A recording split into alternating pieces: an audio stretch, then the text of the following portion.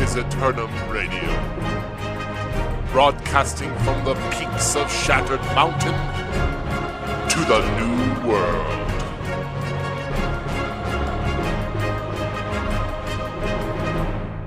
Hey everybody, welcome back to another episode of Aeternum Radio. I am your host, Slacker, and I'm joined with my two co-hosts, Ruko. Hey everybody. And Big Papa. Howdy. So we're really excited to chat with you today. Lots of really great stuff to go over. I'll give you a quick review of what we're chatting about today. If it's your first time joining us, we are talking about the New World MMO. We're super excited for it. So today we're going to be talking about the news. There's been some stuff that's happened in the past week since we last spoke. Today we're going to also be diving deep into combat as a part of our feature review. What is going to make combat interesting? How does combat really work in Aeternum or in New World? Then we'll be moving on we're going to have a small lore dive today that talks about, we're going to speculate a little bit about the future of New World. And then finally, we're going to be talking, we're going to have our little opinion segment. We're going to talk about the difference between having tab targeting and action combat in an MMO. So let's start by diving straight into the patch notes. So our news. The big news is that we got the new patch notes that dropped on Tuesday, and these patch notes are a part 2. So earlier this month they released June alpha release notes part 1, and on Tuesday we got release notes part 2. And in our previous episode we talked a lot about PvP in New World and how all that was looking. And man, what I've loved about this so far is I can tell you already from the patch notes that I've read, it really feels like they're listening. You can tell they released part 1, they released some patch notes, they implemented it, they watched player behavior, they listened to feedback, and then part 2 you can see them already implementing changes and just really adjusting track, changing gears very, very quickly as a development team, I think. And now this is likely going to be the last major patch update that we have until beta comes out. So this is kind of the game as it is, right? From here on, it'll be bug fixes and polishing, getting ready for the closed beta, which happens, I believe, July 20th. So let's go through the patch notes. Anything in particular you guys want to just kind of jump out there? If you want the full details, we'll post this on our Twitter. But what really stuck out to you about these patch notes? It sounded like they listened to our last episode. Someone did. The war declaration. Yes, Yeah. Someone must have snuck in and found out about our podcast, because the one change, the top of my list and my notes here is that the company that contributed most has a higher chance to win the war declaration, which I think is fantastic. And that's the company who attributed the most influence. That means you've done quests in the territory that's not your own faction controlled, but is controlled by another faction to try and lower their influence so that you can declare war on it.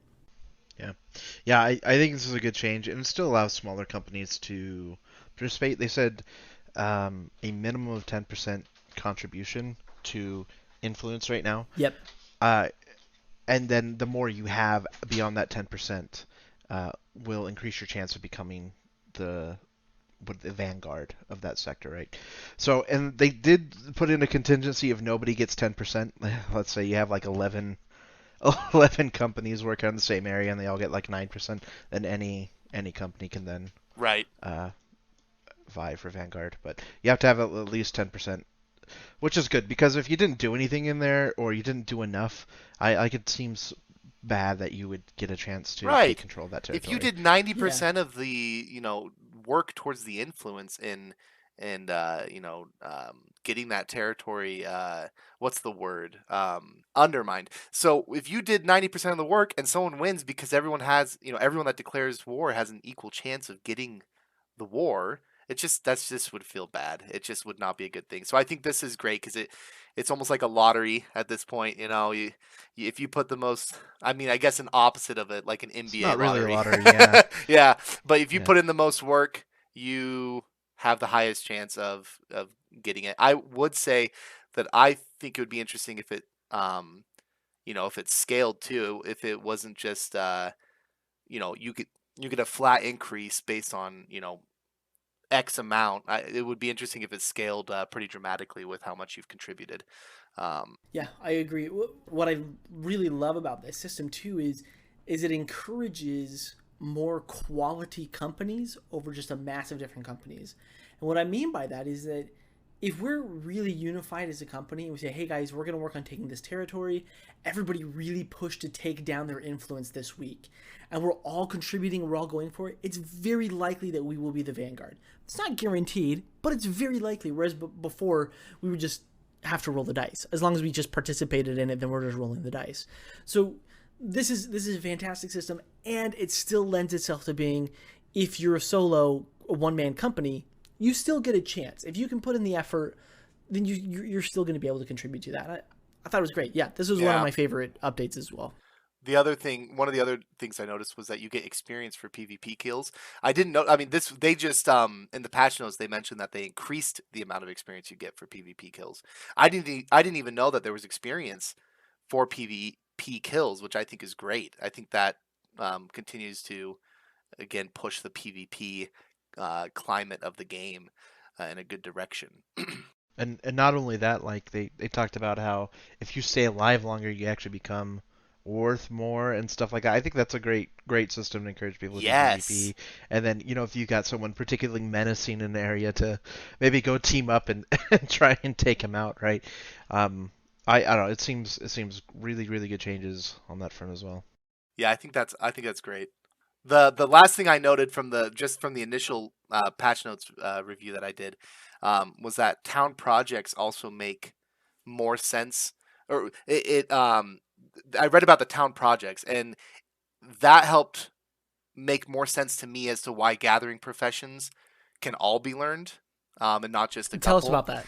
Well, so apparently there's going to be quests that you do for the towns, that you go out and you gather some wood so you can put it in a stockpile so it can be used to build up the town or something. I'm assuming that's what it's for, but there are these town projects, and I think that's a great idea, for building a community within your company, right? As you go and work on these town projects to assist in building up your territory. However that'll look like. And so then, in my opinion, it makes more sense that people, a wider variety, or that everyone can learn any gathering profession at that point. So everyone has a chance to go out and get collect something for the company, even if, it wouldn't be, a good thing if I only knew how to go chop wood and then so I couldn't contribute in any other way to the town except for chopping wood. Maybe it would work, but that's just my opinion. It makes more sense why the gathering professions can all be learned at that point. I also like just on the topic of those town projects, is that also lends itself to making that settlement more valuable to you and your company to defend. You take some territory and you try and hold on to it because you're going to start investing in it. You set the tax prices, you put your own player housing there. You get to store more. You invest in gathering the resources in the town projects to make it a better town. You put all this in, then suddenly someone declares war on you. Well, I guess it wouldn't be suddenly, but they'd have to reduce the influence. But it's going to make things feel a lot more real and a lot more you have more at stake. And I think that's really what's lacking from current MMOs in the PvP sense, is that in world PvP, when you kill me, what did I lose? Well, I lost some time. Really, that's most. Maybe some gold, and I got to go repair my stuff. There's not really much at stake for me. And when I do PvP in an instance sense, there's absolutely nothing at stake. It's just I want to win so I can get more reward than you're going to get. But here, it's got real repercussions if you lose. So it's very encouraging. I think it's very exciting. I know that it's changed a lot from what it used to be from a pure PvP game, but I think what they have right now is still very, very good. Well, they've mixed the PvE and the PvP in a really good way, I think. I think that's what it's come down to, is because, you literally are getting quests to, do PvP oriented things in your territory, whether that's or in other territories, whether it's undermining or protecting your own.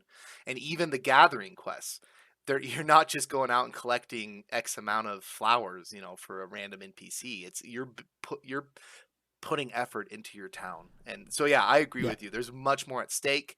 You feel like you're contributing more. it's more impactful. So as we continue through the patch notes, you'll see, and as you kind of read through them yourselves, you'll notice that there's a lot of fine-tuning and adjustments. That there's a lot of, we talked about, gosh, I think it was a couple weeks now, how they had balanced out the the experience gain. They slowed it down so that you could enjoy the mid to late game a little bit more, but then they decided, that's a little too slow. Let's speed that back up. We talked about the updates to the gatherings and the town projects. The last one that I kind of want to point out before we move on is that New World will have a title system. And in a lot of games, titles are just they are what they are. But what they did is they wanted to make sure that titles felt like something when you achieved this title, you could wear it like a badge of honor. And they felt that there were too many titles, that displaying the hard-earned titles didn't feel very special because everyone had one. So they've really scaled that back. And so now if you see someone with a title, you'll be like, yep, I know that this person worked hard to achieve it. And I think it's a very important aspect to have in an MMO, and I'm really happy to see that perspective taken. I think it's fantastic. Yeah, so am I. I like the feeling of, or even just seeing somebody else achieve that title. Like, what they've been through, and then having gone through it yourself and achieving it is also a great feeling unique like that. I hate to compare this to World of Warcraft. World of Warcraft has titles, and again, they're almost meaningless. I mean, you throw one on, but when they first were introduced, with their PvP system, when you saw one of those higher PvP ranked people in that game, you knew what they had accomplished within the game, and it felt right, like it was worthy of a little bit of awe, right? And I'm kind of glad that they're reeling this back in a little bit and making it a little more special. So I agree. So let's dive into our feature review for today. And today we're talking about combat. And in New World, combat is a very unique... they've taken a very unique approach to it. So just to recap how combat works in New World, is it's a completely action-based system. There's no locking onto a target. There's no targeting. There's no tab targeting. It's an action-based combat system. You aim, you shoot, skill shot system, right? And in order to get better, it takes a very Skyrim approach where you find a weapon, you equip it, and you start using it, and you'll start to earn points or mastery points in this weapon, and you'll work your way down a kind of like a talent tree for these weapons. Now, the max level, or the max amount of talent points you're going to put in is 20, and you'll start with 1 point as soon as you kind of level up into it. So you've got 19 points to spend, but there are 38 things to spend your points on, 19 on each tree. So you kind of got to pick and choose where you want to put your points, and it creates a very dynamic system. So for example, you can pick up a sword and shield, and the sword and shield, once you got it and you start using it, you'll start to see that you'll unlock these mastery points, and you've got to choose whether you're going to put your points into the sword master tree or the defender tree. This is kind of like your tanking spec versus your DPS spec, sort of, not particularly, but in an essence.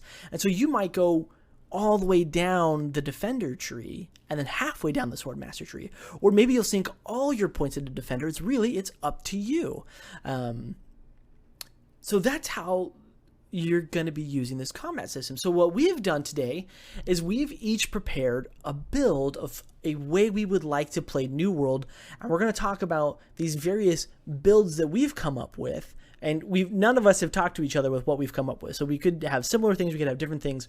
I'm hoping that this proves that New World is going to create a very diverse set of play styles, because there's no classes. There is no true DPS class. There's no tank class.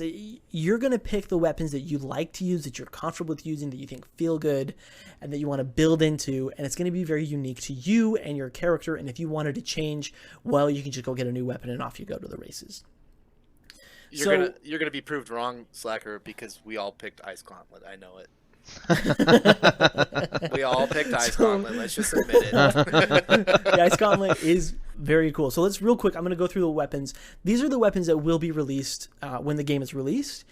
There is I am under the impression that there will be many more weapons to come, including much wanted weapons like the Great Sword and a crossbow.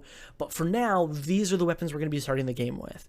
It's going to be a sword, which has two mastery trees, Sword Master and Defender, a rapier, which has 2 blood and grace, hatchet, and its 2 are berserker and throwing, warhammer, which has juggernaut and crowd crusher, the great axe, which has reaper and mauler, the spear, which has zoner and impaler, and this one was relatively newer. That one's been introduced.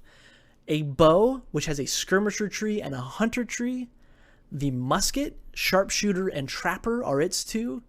The fire staff, which has fire mage and pyromancer. The life staff, which has healing and protector.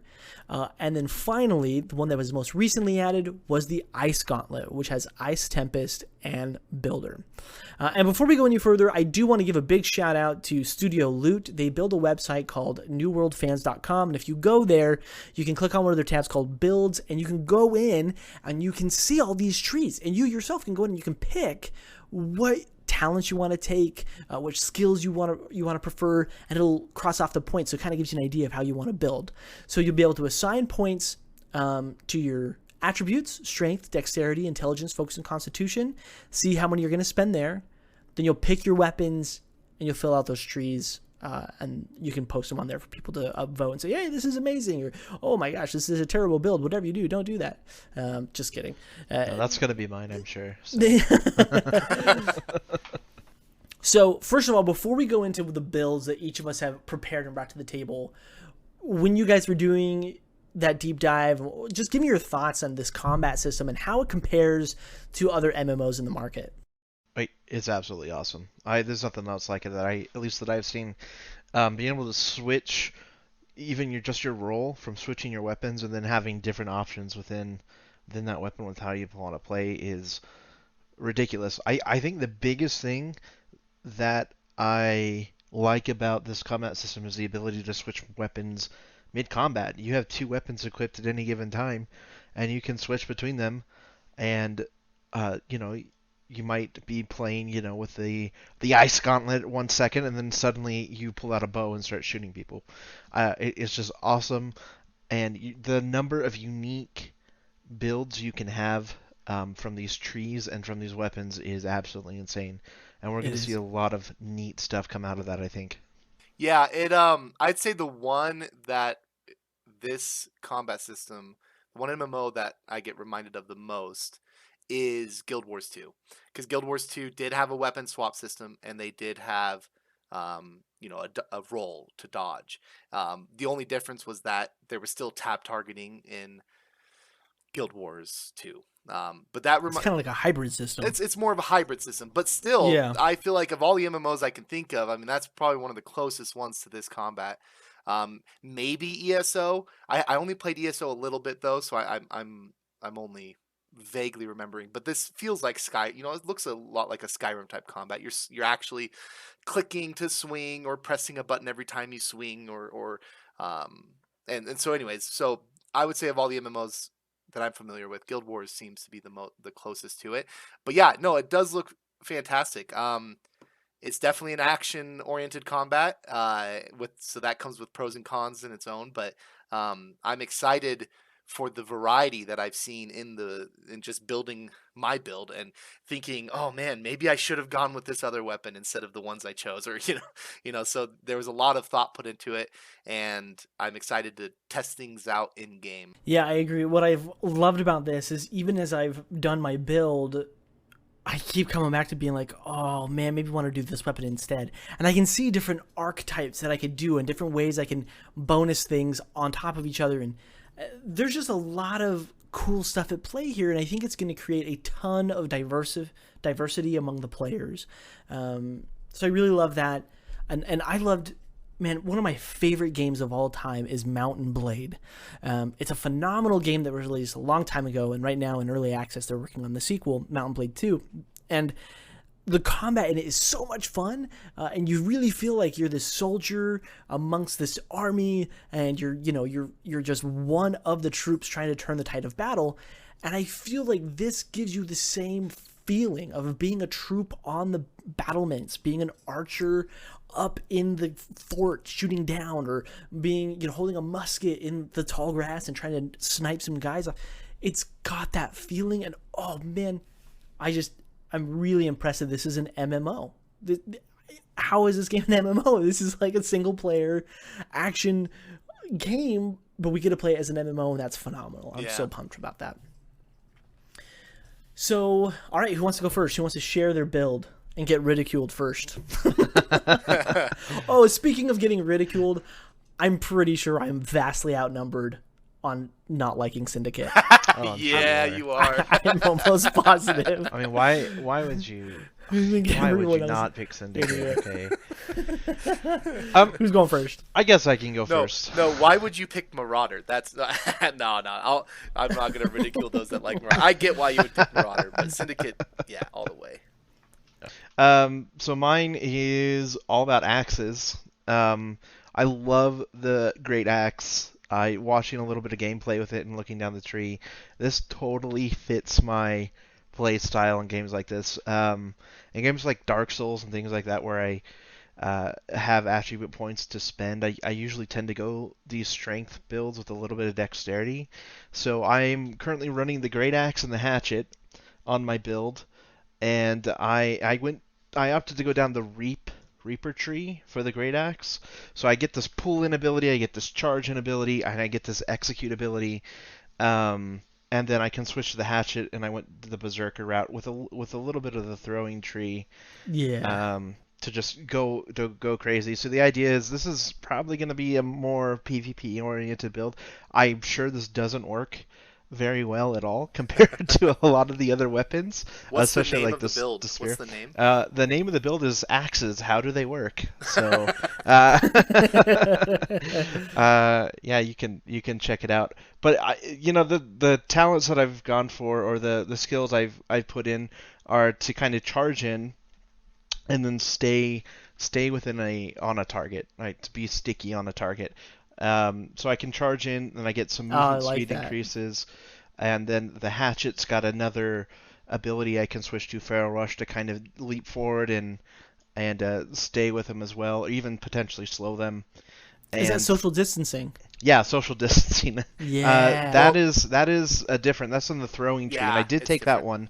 I took that one, and that one's kind of my disengage ability. If I need to get away for whatever reason, I'll go ahead and pop that. And what it does is it slows you and then it flips you backwards, right? And it looks really cool. So, but the biggest thing I would love to pull off is to get an execute, the execute ability with the Great Axe. Like that is what I want to see in PvP. Even if I only do it once, the entire game, it's gonna feel great to just jump up in the air and slam down and execute kill somebody in PvP combat. Okay. Darius. Yeah, well. Right, yeah, Darius. I mean, in fact, that whole Reaper build, it reminds me of Darius from League of Legends, where he pulls people in. It kind of does, yeah. You could even go down the Mauler tree a little bit more to get some whirlwind stuff. Yeah, it sounds super fun. It's probably not super viable, because I hear it's really easy to just dodge out of the execute. But like I said, if I can pull it off even one time, it's going to be all worth it. It'll be worth it. Yeah, it even has. Now, I noticed. It even has the pull-in with the axe. Which is you got the pull-in. Total Darius vibes. Yeah. The Reap is. It's going to be great. I just want to stick to the target and swing that Great Axe around and hit people.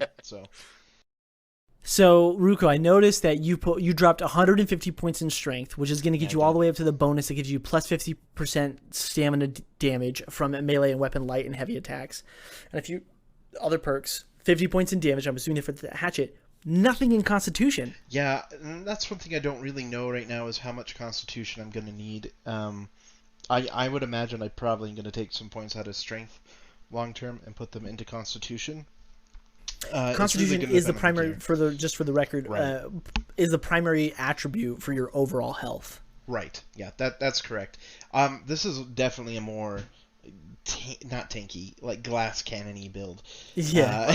So like I even opted not to take some of the damage reduction abilities that you can get from these two trees. So I think long term, once I start playing around with it, I would definitely put some points in Constitution. Well, keep in mind you'll get and based on the gear too. Right, exactly. Yeah, You'll get points from the gear too. The other thing I was going to say is that I'm curious to see where Constitution will balance itself out. Like, I'm sure agree. everyone's going to end up putting some points in Constitution almost always, especially if they're PvPing. Well, maybe even for PvE. But I'm interested to see where that balances out and where people end up stopping in Constitution if they're not focused on tanking specifically. Well, and I think it's another great reason to be able to redistribute your attribute points and put them in different places later on based on the gear you have. If you get gear that has heavy Constitution, then you can afford to put more in one of the other attributes, right? You can take it out of Constitution. Right. So, being able to play around that, it's going to be really nice. This is just kind of if I don't have to put anything in Constitution, I'm going full strength. I'm going full in. I'm going to pull you in. I'm going to stick on you and then execute you. And maybe run away. We'll see. I'm not stupid. I'm going to run away if I have to, but we'll see what happens. So, well, I'll go next. My build is called Float Like a Butterfly, Sting Like a Bee, but I couldn't fit that all in, so it's just called Floating Butterfly, Stinging Bee. Now, remind me, do you have a rapier in this build? No, I don't have a rapier, but just bear with me. The name came like after a the bee build. Well, it could be the bow. It could be the bow. I guess. I mean, yes. No, Okay, so the goal here is I'm going for it is a PvP build, right? That I'll use in PvE, but I wanted. I've always been a fan of being an archer and being a hunter, and so I've gone with a bow and hatchet combo, and so from the get-go, I've put 50 points in strength because I wanted the 5 extra percentage damage to melee weapon light attacks, and that is also going to bonus my hatchet. And then I have 105 points in my dexterity, which is giving me 5% chance to crit and 5% piercing damage, which will be great for the bow. And the idea here is I wanted to be someone who can be at range, but as soon as someone closes the gap, I can still go toe-to-toe. I don't want to have to evade and just get away. I want to still be able to fight as soon as they've closed in the gap. And that's kind of the idea here. And then I dropped 50 points into Constitution, which gives me all health consumables plus 20% stronger. I don't know how viable or how necessary that is, but I thought if it's going to be a PvP build, I should put some points into Constitution. Yeah, I guess Yeah. with Constitution, that's another good point. PvP combat, you're probably going to be able to heal a little bit if you get the time. I saw some gameplay, you've got some time where it takes to drink the potion and heal up a little bit, so... but that could be really valuable if you can get away for a second, drink, and then re-engage. Right. I agree, and at least you're getting health every point you spend there. So that's true. Right. Yeah. So when I looked at the bow, I went straight down the hunter tree, but I forewent the splinter shot, which was super popular in the preview because splinter shot, as soon as it was a Hanzo, it was like an early Hanzo shot. You had 5 arrows that would just shoot out, and if you were like point blank at someone, you would nearly insta kill them, right? It was crazy good. But now the arrow goes out 10 meters and then it splits into 3 or 5, how many perks you've taken in it. And I think that'll be a lot harder to hit, so I'm not even going to take it. My goal is with the bow is to, 1, deal damage to you while you're further away, and then as you come at me, get some good solid hits in. So I've taken the ability Penetrating Shot, which is shoot an arrow dealing 150% weapon damage as it passes through targets and continues for 100 meters. And I've taken Rapid Shot, shoot 3 consecutive arrows, the first 2 dealing 100% weapon damage, and the last causing a knockback dealing 125. Because I'm imagining I've probably hit you with a couple shots, I've tagged you, you're going to want to start coming at me. If I need to evade, on the skirmisher side, I will be taking the evade shot, which it leaps back, shoots an arrow, deals 125% weapon damage. So I am giving myself a little bit of mobility there. But ultimately, I want you to run at me, and I want to start dealing damage to you. My goal is to get you to 50% health or lower, because I've got a few abilities that start to stack as soon as I get you below 50% health. So there's a couple of things here. Finishing Shot is a perk inside the Hunter, which as soon as you're below 50% health, my bow is going to deal 20% more damage.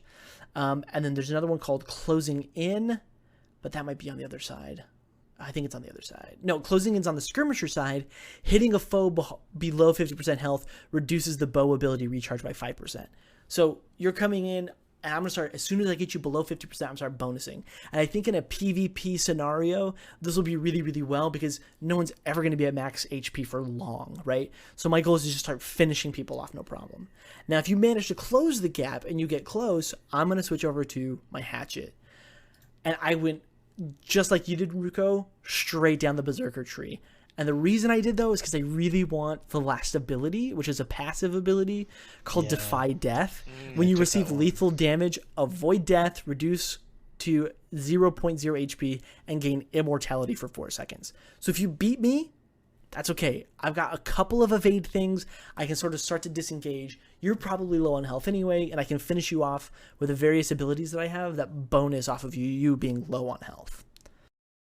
So I just want to mention hearing about your build. I mean, a lot of the stuff in my build also benefits from the enemy being lower. I get Does it? Yeah, I get extra critical strike. I get extra penetration. In fact, the execute ability, I went down that tree, and I get a guaranteed crit on execute if you're below 30% health for just massive damage. But the one thing I think one of the things I paired mine with that hatchet ability, the Defy Death, is this Great Axe ability to heal 10% of the damage I deal if you're below 30%. So if I can at least get you low and then trigger that ability, I can actually start healing up some of mine while you're trying to run away. Okay, it's gonna be great. So with that hatchet, straight down the Berserker tree, and then I've also got Feral Rush, just like you did, to kind of close that. And then I also took Social Distancing ability on the throwing tree, but I went with the crit stuff there on the right-hand side of that tree, where I got Critical Throw. Axes thrown are now capable of triggering a headshot. Third successful is guaranteed crit, and rejuvenating crits, yeah. So that's the goal, is have a lot of abilities that bonus off of you coming down lower health. What was interesting is that I found is I was really tempted. The bow had a lot of stuff that would bonus off of debuffing. So if I could start hitting you with dots or debuffs, they would start to stack and do more damage.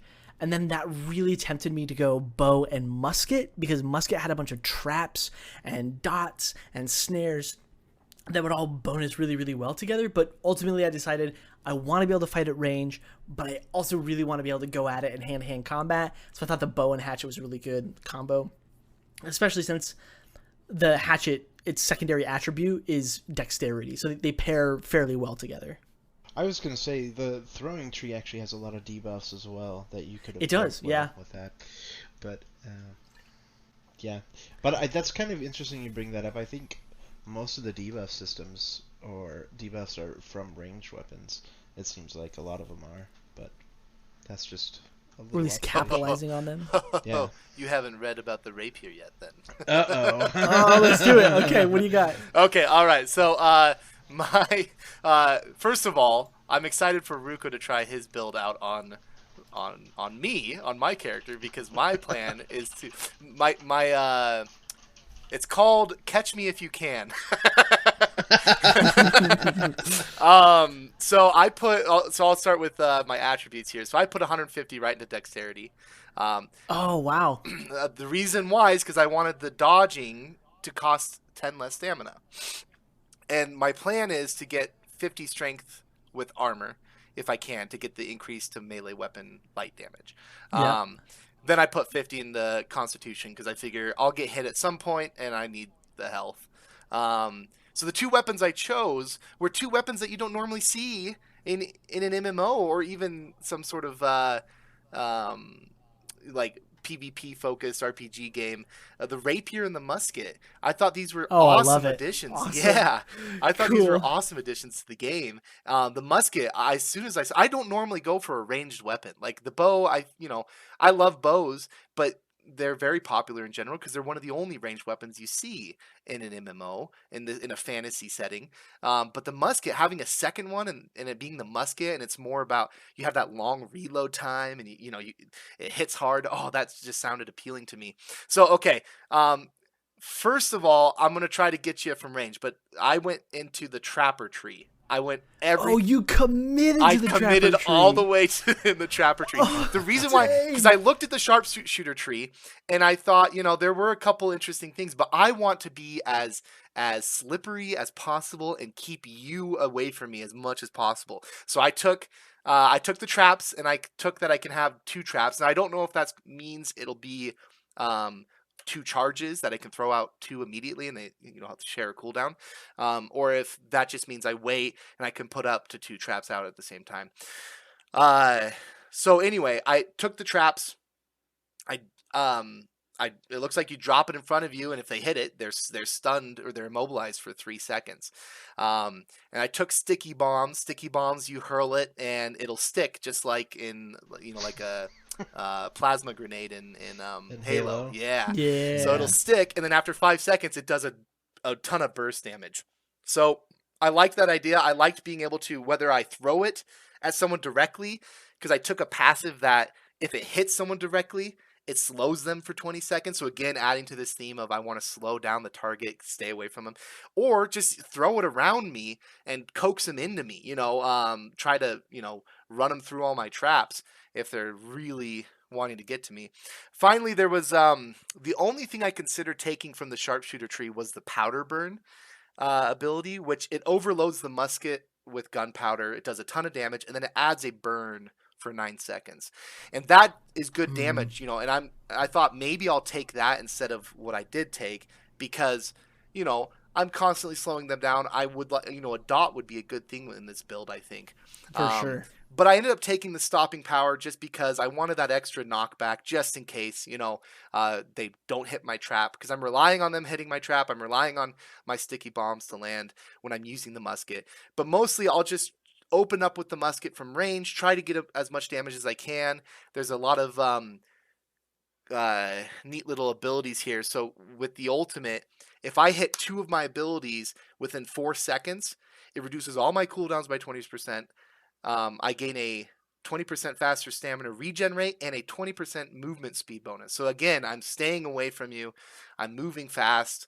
There's a lot of other passives in here that either that add slow effects to the target or increase my speed. One actually was in the patch notes. They they nerfed it. Back it up. When I'm walking or strafing, my movement speed is increased by 30% when an enemy is within 8 meters of me. Ooh, wow. But they nerfed it down to 10% only, so it's not nearly as good. But anyway, so that was my musket. Then I switched to the rapier. Now, there's the blood tree and the grace tree. The blood is all about bleeds, and that's why I mentioned, okay, you got a melee weapon here that adds a lot of debuffs here, and it's mostly bleeds, and it's a lot. I mean, you could do so much damage, but it wasn't for me because I wanted to be, I like survivability in my builds, and so I went grace, and it's like just a beautiful tree. It's perfect for me. First of all, the big ability is evade. Every 6 seconds you can do a little sidestep and you get an invulnerability window, and your next light attack becomes really fast while or during your evade. Cool. So you can keep sidestepping abilities, timing it right. It's like another dodge, and you're also not only is it like a dodge, but you're staying close to the target at the same time. So I really liked that. They have a riposte, and so I can, for a second, it's like a counter attack. For a second, I go into this defensive stance. If I get hit, then I stun them for 1.5 seconds. So another very Oh my gosh, it's like a Super Smash Bros. Counter. Right, yeah. So A reflex. Yeah, that's so cool. if I can get good at timing it and knowing other abilities, it could potentially be a huge, like, and some of the passives were really good. Like, my attacks become uninterruptible if it's successful for 3 seconds. It also reduces the cooldown of my other Rapier abilities when it lands by 20%. And I can increase the stun by 2 seconds. So that's 3.5 second stun if it lands. Also, this is interesting. I don't know if you guys have heard of the taunt gems. Yes. Okay. Yes. So apparently Will you explain it though for our listeners? Yeah, so apparently, as far as I understand, taunt gems are things you can attach to certain weapons, and only certain weapons can be used with them. But what it does is when you use that ability, a specific ability that can be used with the taunt gem, it'll taunt your PvE target to attack you. It'll put you on the top of the taunt priority list. So that's really cool because then it gives more tanking options to other builds, which I actually like because I generally like to tank in MMOs. And it would be cool if I end up tanking, if I end up doing more PvE. I don't think I would do this exact build, but it would be sick to tank with a Rapier. Maybe, another, crowd control weapon like the hammer or maybe the spear. But yeah, riposte would have a taunt essentially attached to it if I had that. So those gems are super awesome, and they even have abilities like attaching it into a weapon means that it now bonuses off of your intelligence instead of off of your dexterity or strength. Meaning that if you are maining the life staff or the fire staff or the ice gauntlet, but you want one of these melee weapons or you want a ranged weapon, you can socket them with these gems so that they pair really well together now. Oh, that's really cool. Because one of the reasons I picked these two as well is they also scale the exact same off of dexterity and intelligence as a secondary, which allows you to just dump into dex. Right, exactly.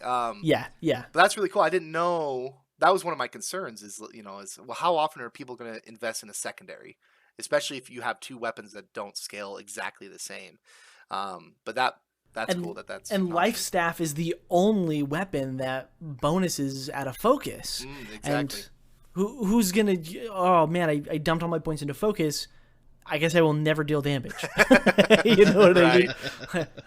Anybody want to do anything? Because I need somebody to kill stuff. You got to be fair. Like, usually, people who are going to play with the life staff are probably fine doing a more supporty role anyway, even within PvP. So I'm sure. True.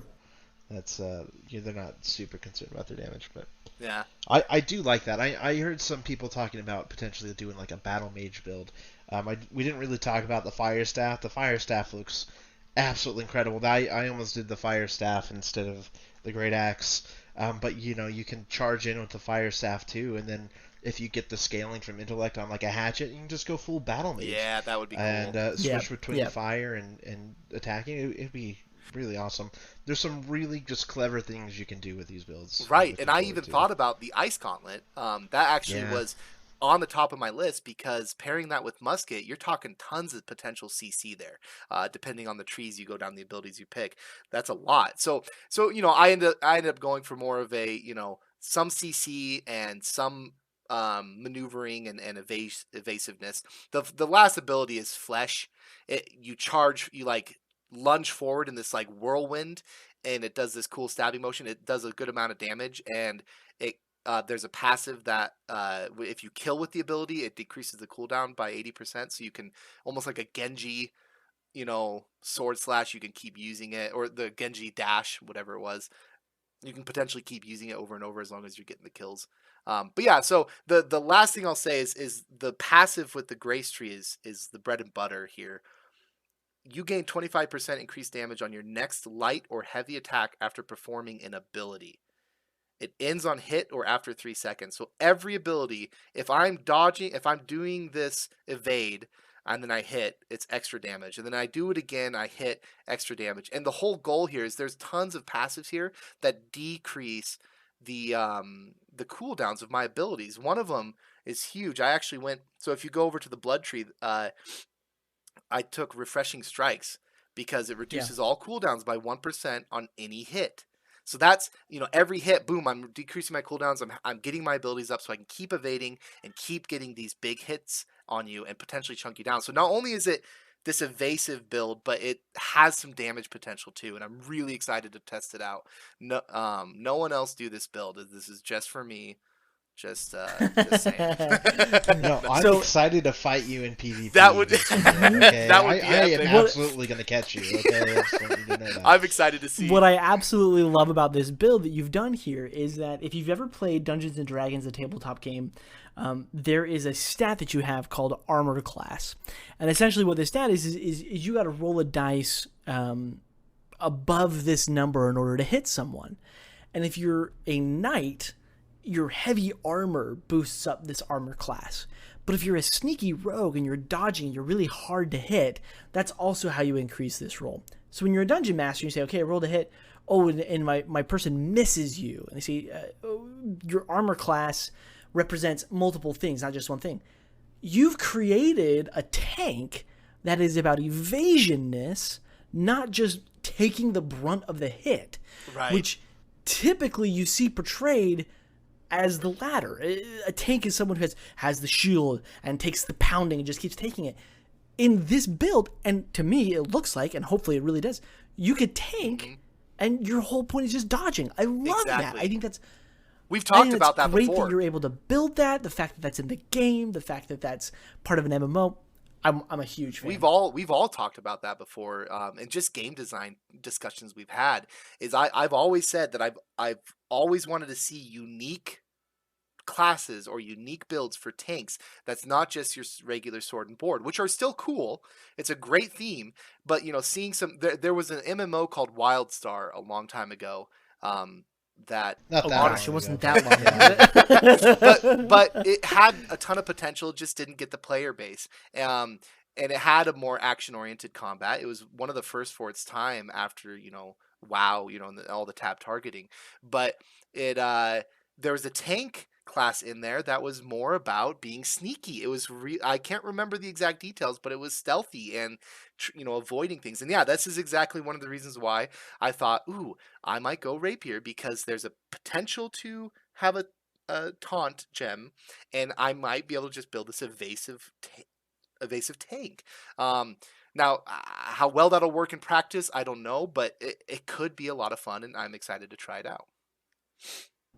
The fact that you just can do it Yeah. is awesome. And it looks like to me, and just kind of bringing this back into this being a conversation about combat, is that we've created a very fresh, very different, very unique ways that each player own different person. And it's not a class. It's not something that's like, oh, I guess I'll roll a new character, I'm going to try what you're doing. It's a play style that's based on your own personal preferences, and the fact that you can do that, it's a classless system and has this really fun combat system, I think is a big win. I can't wait to see it in action as opposed to just being on paper and theory crafting like we've been doing. Yeah, me too. I'm excited. Speaking of which, I'm pretty sure we've all pre-ordered right now, and we're planning to play the beta heavily when it comes out, right? Yeah. Oh, I absolutely. bought mine today. That's Did what you? I actually. So this will be awesome. So let's actually talk a little bit here now. We're going to move on to our next segment, which is about the lore of Aeternum and New World. In this particular issue, we're saving the majority of our discussion for lore until after launch. That way, everyone can kind of get acquainted with the characters and the factions and all these things on their own pace. And so we won't have any spoilers. And when we do start talking about things that are sort of spoilery, we'll be far enough in advance that it'll be like, well, you should have played the game. But for now, I wanted to bring up a specific quote that was done in an interview with MMORPG.com. And this was between the site and Robert Chesney, who is the narrative design lead. And Robert, if you're listening to this, we'd love to have you on the show. Reach out to us, because I think you got some really cool stuff here. But he says, when asked, to get a better understanding of what sets Aeternum apart from some caldera atop the ocean, what makes Aeternum so magical? And he kind of goes into that a little bit. But he makes a couple of points that I wanted to pluck out for today's conversation. He says, The island is abundant in a substance known as Azoth, which is the reason why many on Aeternum return from the dead. As players explore Aeternum, they'll meet characters from countless cultures who have arrived on the island during different ages. What that speaks to me is that we're not limited to just the age of exploration for new factions, new expansions, the whole future of what Aeternum can be like, whether we have Romans move in, or we have, feudal Japan, or we have Egyptians. All this has become suddenly possible. He even mentions in the same quote, he says that while many have only a vague recollection of how they've arrived at Aeternum or how long it's been, this would suggest that the island might not have always been located in the Atlantic Ocean. If it does move, however, the mechanisms and the purpose of this functionality is also something that remains a mystery at the current time. I'm a big fan on this. What are you guys' thoughts? Yeah, I think it's great. It's some kind of unique lore to have this really mysterious island that's potentially moved and that's potentially been visited by lots of people and could be potentially move again or be visited by more people of just different eras of time. I think that does open up the world significantly with what you can do with it. So I also kind of like the lore behind why people come back to the dead with this mysterious substance on the island. It's maybe not crazy unique, but I think that was one thing I was wondering about is, if I die, why am I still alive, I guess, within the game world, within terms of lore. So I like having that explained a little bit at least. Right, especially if they tied into your actual player character deaths. When I read this, I was trying to see if he had a note on player character deaths and how it ties in, but there was none. It mostly was talking about the NPCs. But yeah, I agree. It is, but I'm assuming it's right. Similar. It's the same thing, and we're one of the lucky ones who continues to remember why we're there and what we're doing, right, without going crazy or whatever. No, moving island is always good too. Moving island and the hint for the mechanism and purpose of this functionality. Yeah, I'm interested. Right? Yeah. I'm interested to. Is there some dude just working a big old mechanism? Is this a machine or is it actually more mystical than that? Who knows? That could be interesting. Pay no mind to the man behind the curtain.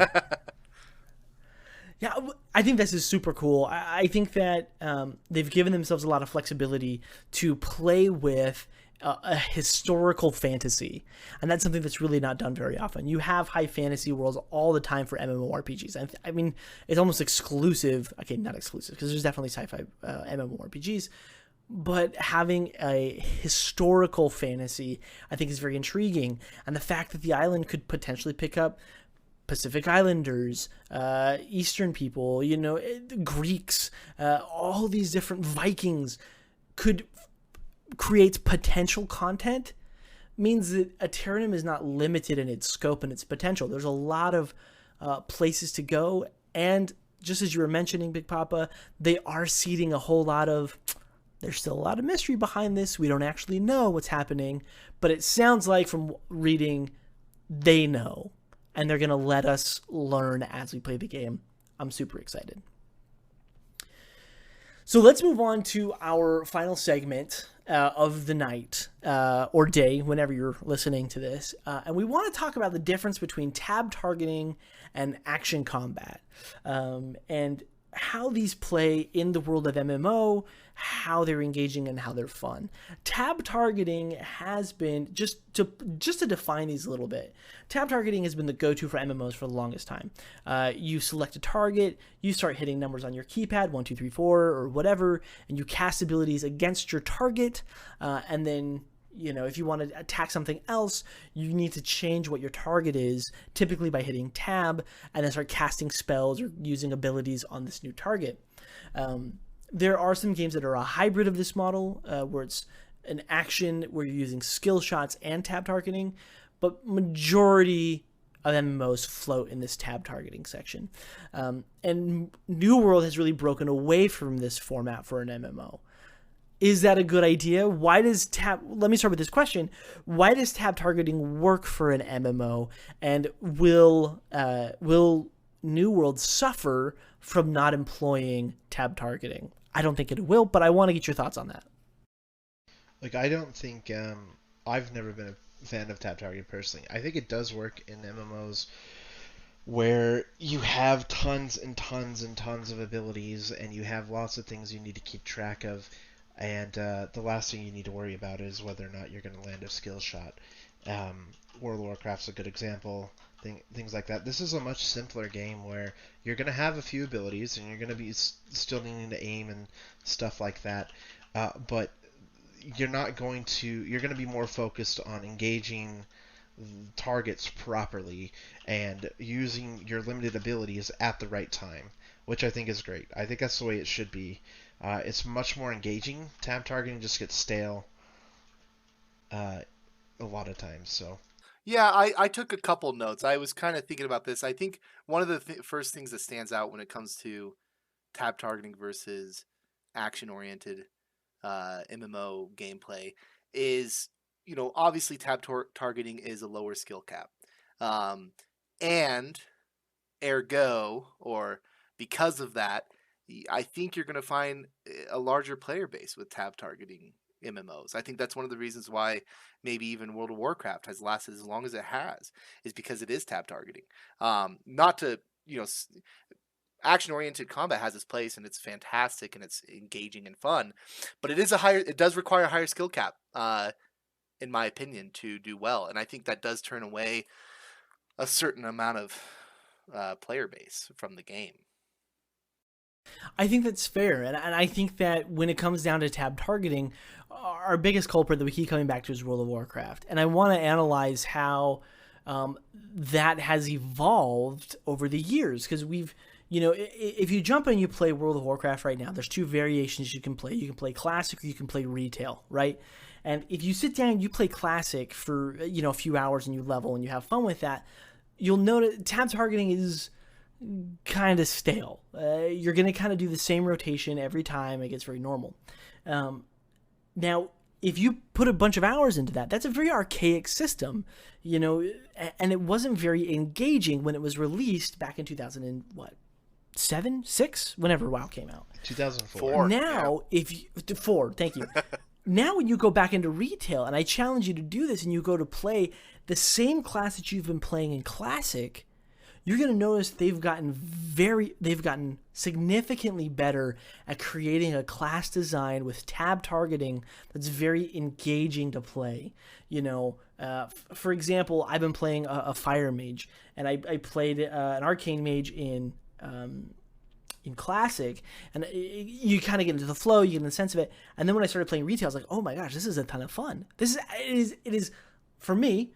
It is literally very fun to play the classes in World of Warcraft, even still in a tab targeting system, because you're interacting more with these abilities, and maybe one of them will proc, and you'll have to cast this ability very quickly before this next one comes off, and there's a lot of more decisions that you're making in the moment. And I think that's what leads to very fun gameplay, is making a lot of decisions. Now, if you were to say, okay, let's give you all the decision then that's what New World is. Now I've got complete control on when to pull the trigger, or when to sit still, or when to leap into combat, or when to leap out, or when to sidestep and to dodge. There's a lot more decisions in the moment that I'm making, even though I have less abilities, but I'm still making a lot of tactical decisions based on my surroundings that I just wasn't really doing as much of, or didn't have as much freedom in WoW. In WoW, my play was still very constricted. It was get out of the fire, make sure I'm moving out of those bubbles, and work on my rotation and make sure I'm playing that optimally. But in New World, I'm going to be paying a lot more attention to what I'm fighting against, and that's going to help me to make my decisions, as opposed to sort of solitaire game that I play on my own action bar. Does that make sense? Yeah, it does. And again, like I've been playing both World of Warcraft Classic and Retail, and I mean the combat system in Classic is not that engaging, at least not for my class. right? When I go into a raid in Classic, I'm going to be spamming one button over and over and over again. Right. That's not particularly fun, and I'm not going to be, there's not a ton of targets in some of these higher end scenarios. Maybe in PvP, you might want to shift around a little bit. Um, but when you talk about retail, there's a big difference, right? You're more involved with your rotation, and I think this is why New World doesn't need this. You're going to be engaged with your target all the time, whereas in a tab targeting system, you're not. You're going to target them once, and then you're going to forget about them. And like you said, you're going to pay attention to the fire on the ground around you more than the actual mob you have targeted. You don't even need to look at that thing anymore. In this combat style, you're going to be engaging with that target all the time, watching what they're doing, watching how they're moving, watching where they're casting abilities. That's so much more engaging and fun, in my opinion, even compared to retail, where you said like it's more fun to play those classes and hit the buttons in the right order and things like that. There's more payoff, but it's not the same as being able to actually engage in the world, which is what this system is going to be doing in New World. I've got a couple comments, and I'll even play devil's advocate a little bit. Well, first, to Slacker's point about how retail has improved the mechanisms in the combat, and it made tab targeting combat more interesting, more fun for the classes. Ruko and I were just talking about this last night. I can't remember, but how it is true. The combat in retail is a lot more fun for each class, because you have a lot more buttons you press, even in a PvE environment or a PvP environment, whatever. But one thing I did point out, and I will, is that I feel like in retail what they've lost in doing that though is class identity. I think they could have done it right and still retained a more solid class identity between the classes, and that's a huge factor for me. Is when I play something, I want to feel like I'm unique. I want to feel like I have a button that no one else has except for someone playing my class, and that I can press it and something cool happens. Lay on hands. I'm a paladin. I'm about to die. Boom. No, I'm not about to die. Like that is just something that's awesome, and it gives this class identity, specifically for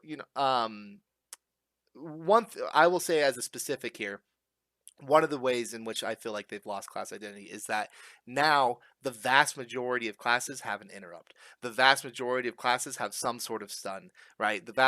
You have these, they've tried to balance it by giving the same things to the same classes that in Classic, only certain classes had, some sort of defensive cooldown, some sort of healing, self-healing. I don't know. But that was something we were talking about, and I think that's something that was taken away in Classic. Now, not to get too deep into that because it's a separate topic, but when it comes to the action, to play devil's advocate here, when it comes to the combat in an action-oriented MMO like New World, one could argue that it is more spammy and less strategic than a tab targeting combat, because you're ultimately just trying to dodge as fast as you can, land your hits at the right time. I think with New World, just so it's clear, I think with the longer cooldowns they have and the builds that we've looked at, I think it's going to be a lot more strategic than a normal action MMO that we've seen before. Because I've noticed that some of the cooldowns are longer. There's a lot more. The combat is a little more fluid. It doesn't look as spammy as something like Black Desert Online. But anyway, one could argue though that in general, a action-oriented MMO combat is going to be more spammy, and ergo you're still end up doing you're just hitting buttons as fast as you can instead of actually thinking about which buttons to press in the right order. That's fair, but I mean, if we're calling it spammy, then so would a first-person shooter, right? You just spam shoot. but I would argue that New World, right? New World, it does give you a total. You'll have 6 abilities that you'll be juggling between. 2 sets of 3, right, for each weapon that you're carrying, and then each weapon has its own light and heavy attack. So I think I agree. There will certainly be some spam, especially if I'm, maybe I'm playing a musket and I'm playing a sharpshooter and I want to stay up on a ledge. I just want to try and shoot stuff. I still find that to be that's going to be its own gameplay, but you get to pick that, and you're going to be, I think you're going to be very happy with that playstyle because you've got to kind of carve that out yourself, as opposed to the current class. But I suppose that's more of a conversation on class system than it is on the tab targeting versus action combat. Well, and consider this too, is every time you land an attack, I think even a light attack, you're stunning the opponent slightly. Right. And so you could potentially chain hits and they can't do anything. That is awesome when you are doing that, when you are the person landing the hits. But when you're not that person, that can be very frustrating. What do you guys say to that? Well, they have some counters built into that. In fact, my build goes into a little bit of this stat called grit. Where you can't be interrupted with your attacks. Oh, in fact, I think my build specifically, my heavy attacks cannot be unstoppable. My charge is unstoppable. I can't be taken out of that. So there are ways to counter that, and he's ready for you, Big Papa. Yeah, I am totally ready. I'm coming at you, man. I'm excited. He's got your number. I guess for me, like I agree. I think having that class identity is important. And but I would rather have fewer buttons that mean more when I hit them than a lot of buttons that don't mean as much as when I do, right? And like League of Legends, for example, you got 4 abilities. Yeah, 4 those abilities. 4 abilities define your playstyle, and there's so much you can do with just those 4 abilities. Yeah. And that's I don't know, it's still really fun to play like that. When you get into tab targeting games, I think to keep people engaged, you have to have lots of abilities, and that's what you end up thinking about, not necessarily the combat action. Now, if you do an activity like raiding, you kind of have to start throwing in some of these more mechanically difficult things to do while you're still managing your tons of buttons, but you're still tab targeting. You don't have to worry about engaging with that thing one-on-one necessarily, and it's gonna be nice, I guess, to play this MMO and feel focused on the target and not on my buttons, I guess. That's really what's gonna feel good. Absolutely. To me. Yeah, I agree. I honestly, I really do look forward to this combat system. I think it's going to be engaging, and especially from a PvP aspect, it's going to be awesome. And I think New World developers are doing the right things when it comes to like trying to not make it spammy, trying to give you things to think about while you're doing your combat. The question will be, I think, for a lot of players, how is the PvE going to be when they're in a dungeon doing this kind of thing? Because I think in MMOs past, with this kind of combat, PvP is just not as good. When you compare, You mean PvE? or sorry, PvE. Thank you. It's just not as good. So that's the question: is healing going to be boring? Well, I think it's going to be more difficult. Are you going to trip over each other trying to hit the same target? Right. So what is that going to feel like in a dungeon? And I think that's the question. But it's funny you mentioned that, because one of the things I'm most looking forward to is playing a ranged class.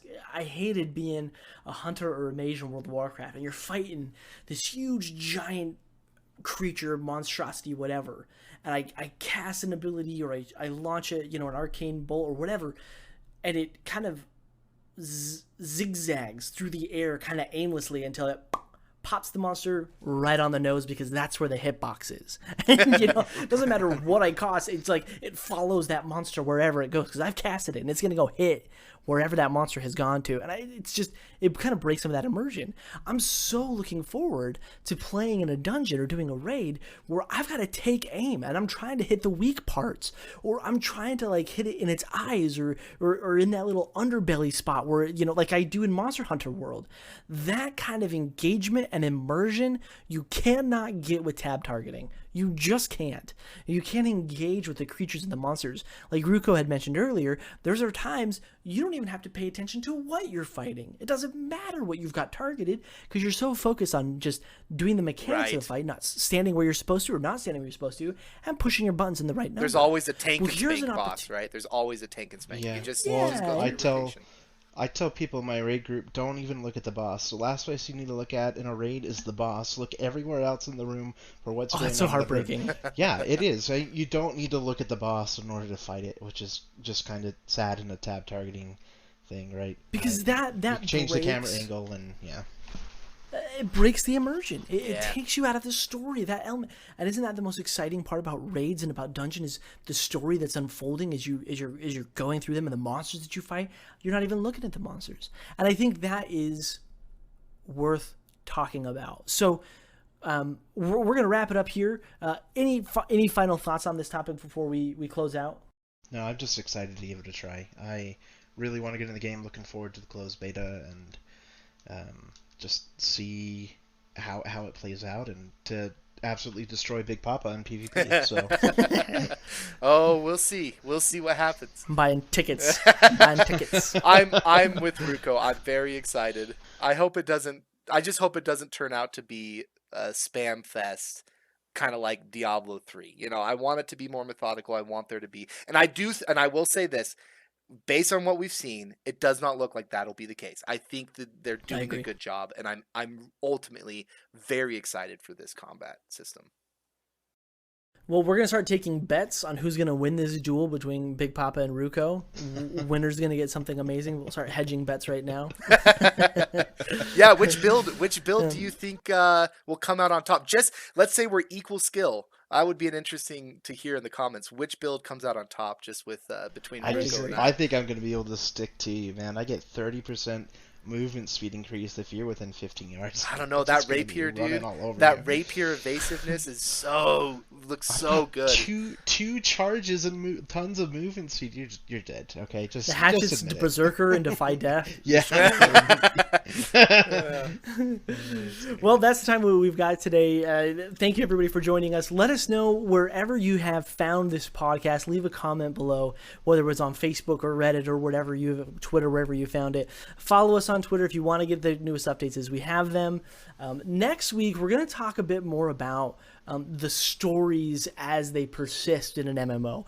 So we're going to talk about how MMO will be approaching quest design and really dive into what it takes to tell a compelling story in an MMO and how to do it the right way. Because New World is coming into this game as a fresh IP. It's got a lot of lore. It's got to get out to you. What's the best way to dive into that?